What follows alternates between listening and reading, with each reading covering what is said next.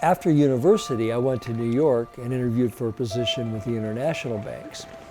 And during my stay, I visited Bloomingdale's, and I saw that they had leather jackets in there, and I thought, wouldn't it be cool if I could design some leather jackets? And as simple as it sounds, right then and there, I decided to become a designer. And very early on, I relied on seeing what other people in the industry were doing. But the time came shortly thereafter that I just said, either I'm a designer or I'm not. So I threw all those books and magazines away and started designing just really from my heart. And that's when it finally clicked for me.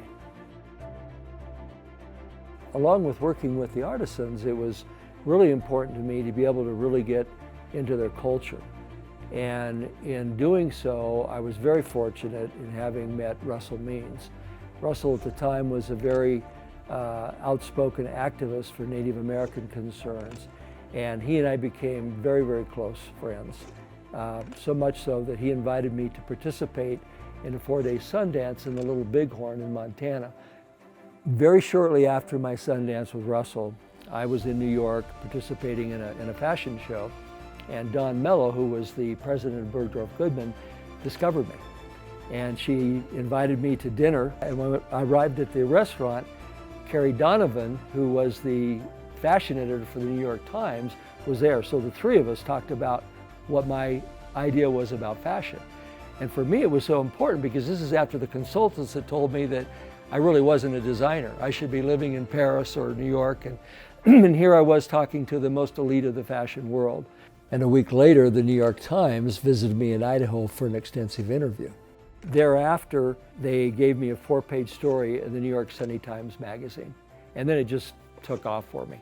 It was right after that I was contacted by Good Morning America and Bryant Gumbel. Boise, Idaho to the big time. That's the story of a young fashion designer named Robert Comstock. And Deborah Norville did a whole segment on me, and they came out, and all of a sudden, the Southwest became a real fashion area in design. So this sequence of events gave me real purpose in design. And now I knew what my formula was. And that was to go to third world countries and different areas of the world, which I was able to do. I raced for the American team in the Camel Trophy race, which was sponsored by R.J. Reynolds and Camel GT Racing.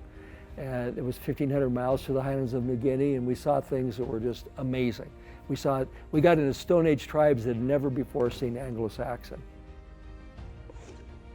We went to Outer Mongolia on a mission also for the Peregrine Fund, and in so doing worked with the Cossacks, who for over 1,000 years have done falconry with golden eagles with a 6-foot wingspan. And it was an experience that was majestic. It's really a complete circle. The circle begins with an experience, and then that experience goes into inspiration and into design and into merchandising and following through to where it's not about a label on a garment, it's the garment itself.